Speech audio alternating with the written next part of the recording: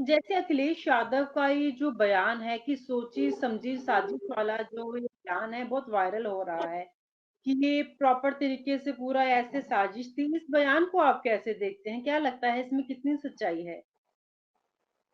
से देखिए, अगर यही कोई अन्य बात होती तो हर मामले में तो उत्तर प्रदेश सरकार के अधिकारी हैं, उनको साजिश दिखती है, और जहां नहीं दिखनी चाहिए वहां भी साजिश दिखती है। तो अखिलेश यादव जी ने जो कहा, तो वो निश्चित रूप से जो पूरा घटनाक्रम हुआ उसका जो परिदृश्य था, तो उससे तो ये दिखता है कि कहीं ना कहीं, क्योंकि इस जिस तरीके से प्रशासनिक अधिकारियों ने पूरे मैटर को हैंडल किया, ऐसा नहीं कि उनको ये अंदाजा नहीं होगा कि जिस मस्जिद पे तमाम लोग सालों साल नमाज पढ़ने जा रहे हो, वहां अगर सर्वे लेके, और वो भी जिस तरीके से सर्वे टीम गई और नारे लगाते हुए गई, तो उससे लोग आक्रोशित होंगे। उसके बाद जी।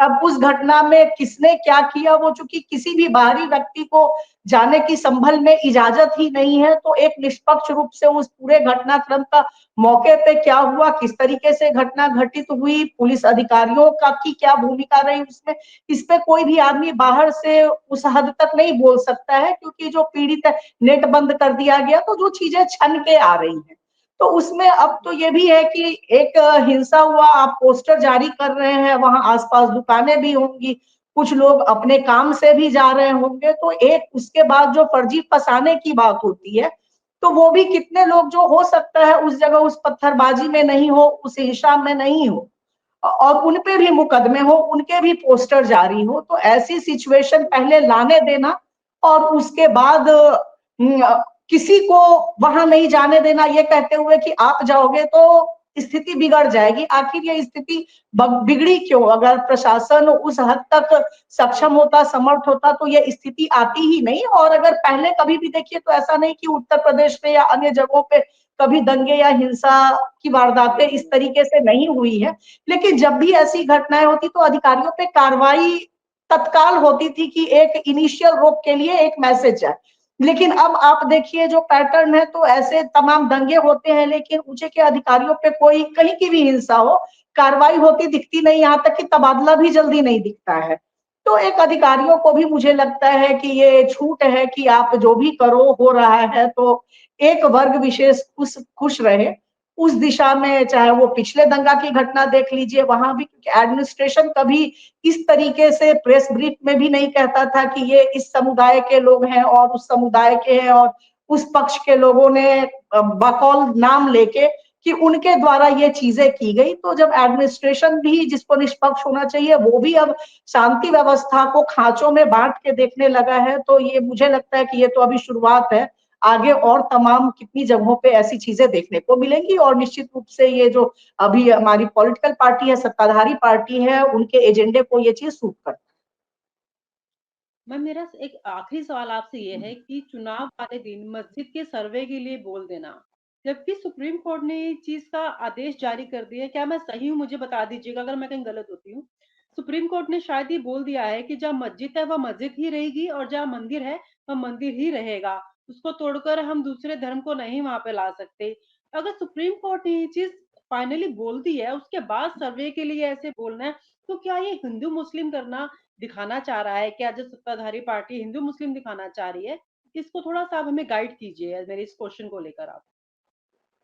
से। देखिए, मैं कहूंगी कि अभी मैं इस बारे में नहीं कमेंट कर पाऊंगी कि सुप्रीम कोर्ट ने क्या बोला है, लेकिन निश्चित रूप से एक लीगल इशू तो है ही, जो चीजें ऑलरेडी सेटल हो चुकी है, और उसको जी। नए सिरे से फिर शुरू करना।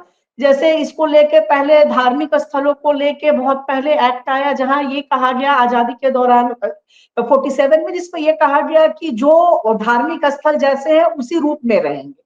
एक एक्सेप्शन आया बाद में, जब सुप्रीम कोर्ट ने कहा भी सर्वे के लिए, लेकिन उस सुप्रीम कोर्ट के आदेश के आड़ में अब तमाम जगहों पे, हर धार्मिक स्थल पे अगर इस तरह के सर्वे होने लगेंगे, तो मुझे लगता है कि कोई जगह अछूता नहीं रहेगा, और जो शांति व्यवस्था है वो भंग होगी। सुप्रीम कोर्ट को एक स्पष्ट दिशा निर्देश अगर दिया है तो बहुत अच्छा है, और अगर नहीं तो उस पर जारी करना चाहिए कि जो विधिक स्थिति थी वही लागू रहेगी। अन्य जगहों पे अदालतें उस एक एक्सेप्शन जो था, जो दिया गया था, उसको लेके अन्य जगहों पे उस चीज को नहीं प्राथमिकता दे, क्योंकि जहां पहले भी जो सेटल्ड प्रिपोजिशन है धार्मिक स्थलों को लेके एक ऑलरेडी लॉ प्रमलगेट किया हुआ है।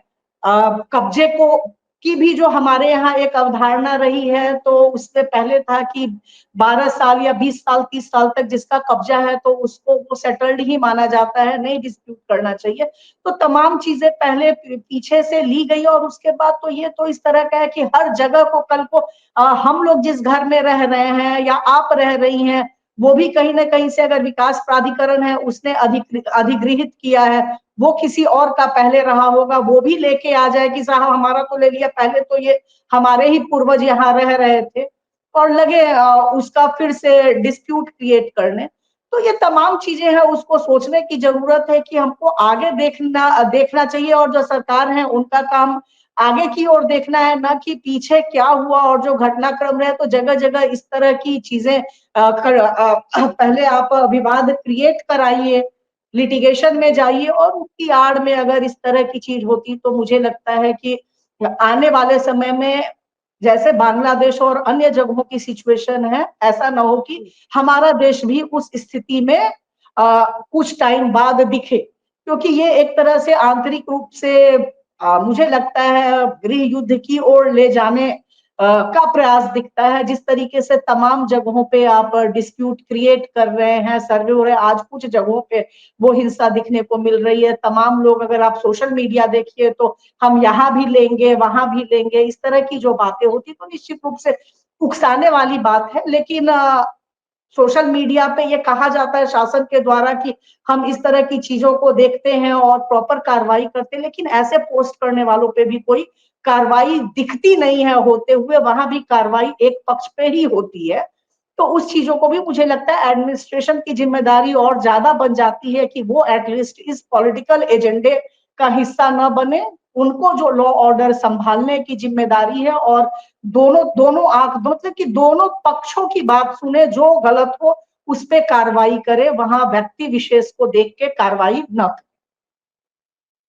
जी, बिल्कुल, ये तो सरकार के ऊपर है, सरकार किसका पक्ष सुनती है। लेकिन जनता तो लगातार आंदोलन के थ्रू ही अपनी आवाज़ उठा सकती है, क्योंकि आज मध्य प्रदेश में भी बांग्लादेश को देखते हुए जो हिंदू पे अत्याचार हो रहे हैं, उस पर भी आज काफ़ी आंदोलन हो रहे हैं मध्य प्रदेश में। कल और आज काफ़ी आंदोलन हुए वहाँ भी। वैसे मैम, आपने ये तमाम जानकारी दी, इसके लिए आपका बहुत-बहुत शुक्रिया। प्रोग्राम में जुड़े, नमस्कार। और आप हमसे जुड़े रहने के लिए सब्सक्राइब करें YouTube पर, फॉलो करें Twitter पर और लाइक करें Facebook पर। और ज्यादा जानकारी के लिए आपको टाइप करना होगा सिर्फ न्यूज नशा।